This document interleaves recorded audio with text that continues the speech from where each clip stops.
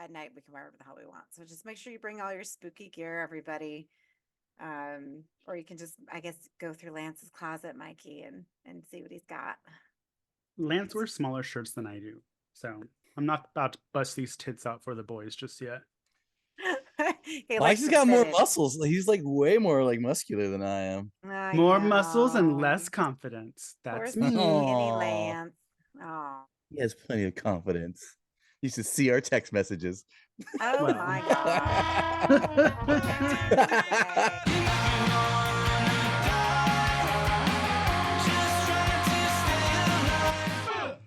Welcome to our next installment of our Goon June, where our Patreon members pick the episode. I asked my mom for a list because my mom is a Patreon member and she's been a Patreon member since I've been on the show. So, she's been a faithful Patreon member. Whether or not she listens to the show, I don't know. But thanks, Ma. I thank you for all of your support and all of you do. In fact, Mother's Day just passed. And I will say my mom's always been a really great supporter of the things and all of my endeavors that I have so graciously put my time and energy in. So thanks, Ma, for all of your support. And with that, she chose a long list of films, and pretty much all of them we had done on the show already. So I went through and I noticed that she had picked Scream. And I go, well, we've done Scream 2, but we've never done part 1. And this is slashers after all, right? So the grandpappy of them all. Yeah. So yeah.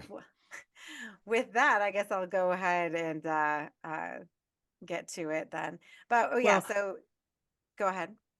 If I can just say, it's actually really nice that we are doing this for your mom because Mother's Day just passed. So I hope everybody had a good Mother's Day with their mom. If not, very sorry about it. We'll talk about it later. So it's pretty poetic that we're doing a episode for AIDS Mom. Near Mother's Day. Yeah. Totally intentional. We meant to do it. I'm about to guilt my mom. I'm like, AIDS Mama pays on Patreon. Why aren't you paying on Patreon? Oh my gosh. I'll make sure to ask her when I'm there. Yeah, I've heard your mom in the background, and oh yeah, I'm pretty sure I'm gonna leave with a black eye, but I'm gonna do it anyway. Oh boy, my mom's an angel. Oh my gosh, here we go. She's a saint. Well, to start us off, you have to put me and Lance in Screamer. I keep wanting to say I Know What You Did Last Summer, and I'm sorry for the future flubs, but that's just what I automatically go to when I talk about 2 movies, and Scream is one of them. Scream and A Nightmare on Elm Street. Who's in which one? Ooh. Oh. I would say, Mikey, you would be in Scream. Lance is fucked either way. Mikey would be in Scream, and Lance would definitely be in A Nightmare on Elm Street.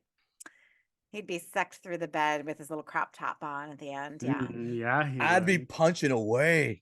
No, he'd be because he has his rock look. He'd be the boyfriend that they think kills. He'd be Rod. Yeah. Yeah. Every time he's about to dream in Freddy's gonna kill him, he wakes himself up with a snort. Oh, that's terrible. Lance just might make it. Sleep apnea. Like it's like he's like going, oh. He's all so.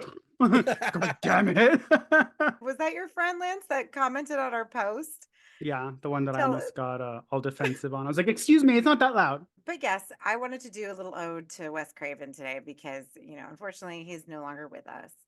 And actually, R.I.P. bitch. I know. Poor Wes Craven. So he passed away right after Scream 4, which is interesting because I was looking at all the franchises today, and he has actually directed Screams 1, 2, 3, and 4. So if we're going to get into the films really quickly, that's probably the biggest difference here between the Scream franchise and the Nightmare on Elm Street franchise, because the Nightmare on Elm Street, he only directed the part 1. He wrote and directed part 1. And A New Nightmare. So fuck yeah. You think about Freddy back in the time frame, because in that time frame there was a lot of action-packed movies and stuff like that a lot of the factors of him being talk and saying like kind of like one-liners is very the action-packed movie that was already happening. So it was almost like an action-packed version of a horror movie. It was unbelievable because he wasn't a real guy, but you don't want like a real person, being able to like do all these things, as a slasher. So the fact that he almost had to force himself kind of into the mystical ideal where it's like, oh, he was a real person, but he sold his soul to like some kind of devil to be where he's at, you know what I mean? And really it's revenge against the parents, but yet the parents technically like took the law into their own hands. You know what I mean? So like who was I wrong? mean, he was killing their children. Right. Did you know what I'm saying? So like it's like Yeah. so I think they get a pass.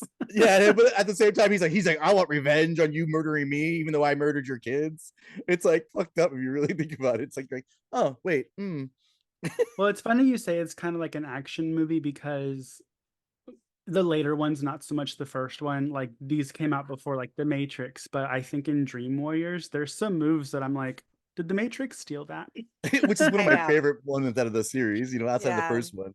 Well, Yeah. Dream Warriors is probably the most beloved sequel, aside from part 2 for other reasons. But I know Mikey and Lance hate part 2. Whatever, I don't want to hear about it anymore. So in Fuck part 2 and comparison, that gay shit. Go ahead. Scream comes out 12 years later, and most would argue that Scream is definitely the resurgence of slashers in general, because I think especially in the 90s, horror starts to take a dip, right? As the popularity of it is not as, I think, robust as it was in the 80s, right? Well, I think who was president during the late 80s? Because I think this is also, you're going to start getting into when we got real conservative with what we were watching. Yeah, because Reagan was president. And so I just know that he was president when I was born. So whatever. But it was like Reagan Yeah. to Bush, right? Bush Senior. Bush Senior, but then Clinton. So I think Clinton was in office at this time, right? When Scream comes out. Yeah, so he brought the horror films back. all of the franchises were fizzing out, right? So at this point, by the time you get to the early 90s, we're at like part 6 for Friday, or for Nightmare on Elm Street, right? Like part 8 or 9 for Friday the 13th. Jesus. Part 6 for Halloween, Curse of Michael Myers, right? So like everything is just, and I think we're at like Chucky, Child's Play 3 at this point too. So like everything is like sort of kind of like there's nothing new. And then here comes Scream, right? In 1996. I saw it so many times in high school, but then like it was a long time since I've seen it, and I saw it again as an adult, and that is fucked up. Like dying in front of your parents like that, or like your parents. Oh, that close? Like it's like inches away. And these movies both, I don't know exactly what goes into this part of filmmaking, but Nightmare on Elm Street and Scream, like the music helps so much with what they're trying to do visually. And they don't really do that anymore. And I know I've bitched about that before on this podcast, but I'm like, bring back like Scream. I can hum it. I know the theme song. I know they play Red Right Hand all the time, and I can even hum the song that Drew Barrymore dies to. Nightmare on Elm Street. We all know that it plays every Halloween. Like, where are these scores that we're supposed to like hear and be like, I know where that's from? It doesn't happen anymore. Yeah, it's not as prevalent anymore. It's a lost art for sure. It was a shock. So I think the fact that it was such a surprise, and it just really got everybody on their feet. Like, oh my God. I think the biggest surprise is that there was 2 killers, not so much who they were. And then a slasher. 2. I mean, the first time in a slasher, because usually like you get Jason, you know who it is. It's Michael Myers, you know who it is. I mean, at the same time, even with Chucky, you know what I mean? Like it was one slasher. But in this situation, you're like, oh shit, this is like a thriller slasher, a motif of a movie going on here. And then like you're kind of like, oh man, I actually have to figure it out too. It's like it's kind of fun and enjoyable for exactly. Anyway, so back to Nightmare on Elm Street. So the critical reception, the film has received critical acclaim upon its release and has since been considered to be one of the greatest horror films ever made for Nightmare on Elm Street. So, we go from The Last House on the Left and The Hills Have Eyes, which are vicious. The fact that we have this, which is such a stark contrast, like Mikey was saying, which I also feel like it's still a commentary on how young people are treated especially when they're going through, any kind of turmoil, right? How are all of the teenagers treated in this film, even though they're going through something completely horrific? Like Nancy, was in the house with her, her friend, her best friend being murdered, right? Yeah. Nobody believes her. She's a complete mess. They're all dreaming the same thing. Nobody's listening to them. And the problem is, and this is what pisses me off too, because when you find out that the parents know who she's talking about, right, this entire time.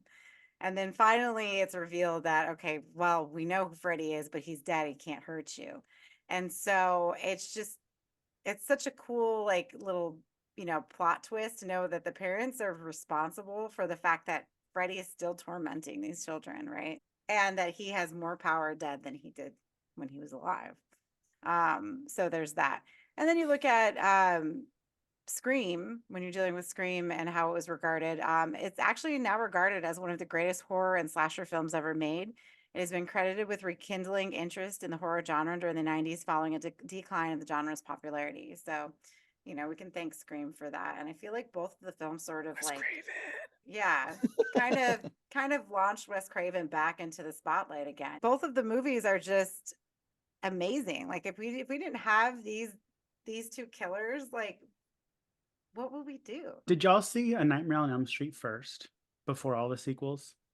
I had an Yes. interesting timeline with mine. So I haven't seen all of them. I've only seen the first one, the second one, New Nightmare, and Freddy vs. Jason. You've not seen Dream Warriors? No. Oh, So wow.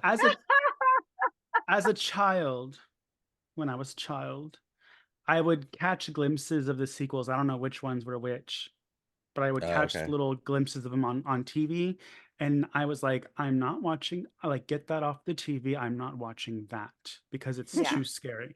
The fact that it dealt with like sleeping and you're dying in your sleep, I didn't want to hear it. I didn't want to look at it. Get it off because I'm going to have a nightmare. I didn't see Nightmare on Elm Street until like 4 years ago when my friends took me to the Alamo Draft House showing. And after that, I saw it like 6 times in 1 year. Not like because I was a huge Uber fan, but because then they wanted to go see it again. And then they wanted to watch it here. And I went to an adult sleepaway camp and they were playing it there. And so like it was just like I just got bukkakied by Nightmare on Elm Street this whole year.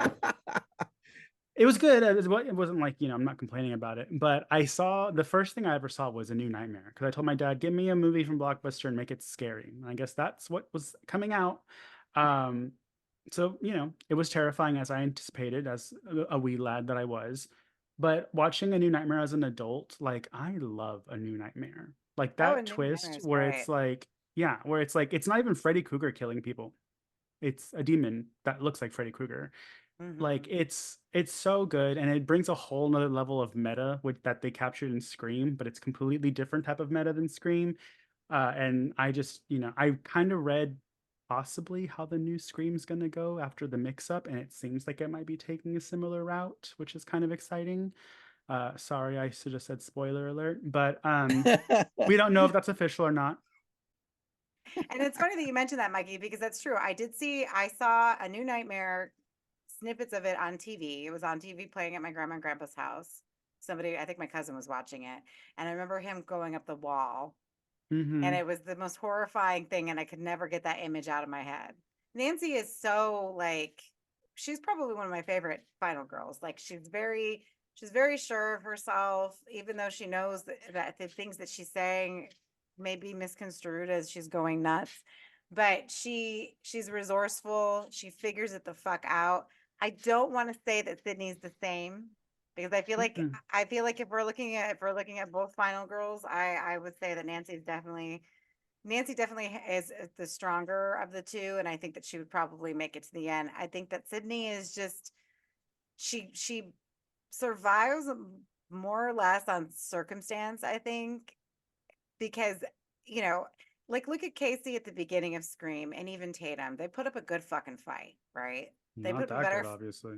I know, but they put up I think that I could argue that the two of them just put up a better fight than Sydney ever did, except that they just couldn't get away. Sydney manages to slip out, right? So, I mean, She's good for like her. those things that look like uncircumcised dicks that they sell at the science store where you squeeze one and like bloop and bloop bloop. Yeah, Um, yeah.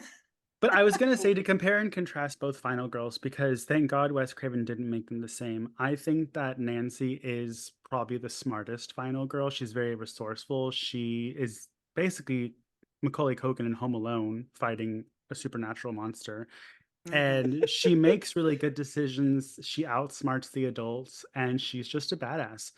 I think Sydney's probably the toughest one, like in terms of like, let's take it to the streets. Because in the whole Scream franchise, what I really enjoyed about it is everybody fights back. Because you see, like, I know what you did last summer, and it's like if this guy was really walking around, I'm not just being like and let him like hook me, you know, like Yeah. you're gonna fight. And what I do, I love Sydney, and there's a whole, you can look up all these articles of why gay people resonate with Sydney. Sydney is a gay man in disguise, especially like when you're young in the 90s and you're growing up and you're seeing this, you know, everybody's out to kill this girl basically. And there's a lot of parallels with like, you know, surviving the night as a gay man. And she's just really tough as nails. And I think she kind of, especially in part 2, she uses her grief to be very much like, fuck it, I don't have anything else to lose. I'm just gonna beat the shit out of this guy. And she does. And she uses vases, and she uses bicycles, and she uses other things that Scary Movie made fun of when she rolls the piano down the stairs. But I think she's tough, and Nancy's smart. Please pause. Please fast forward 10 seconds if you don't want any Scream whatever spoilers. But the rumor is he might be coming back because part 6 and 7 have actually been a movie that Dewey and Gail were in, and then part whatever's next picks up, like Sydney comes back, and when the way part 7 ended is going to be on a film screen, and it starts again with Sydney, and Dewey's actually alive because he just died in the movie. That's Really? I don't know if it's Oh, wow. 100%. Those are the rumblings. Okay, I will take that. If that gets rid of all those goddamn kids, I'm fine.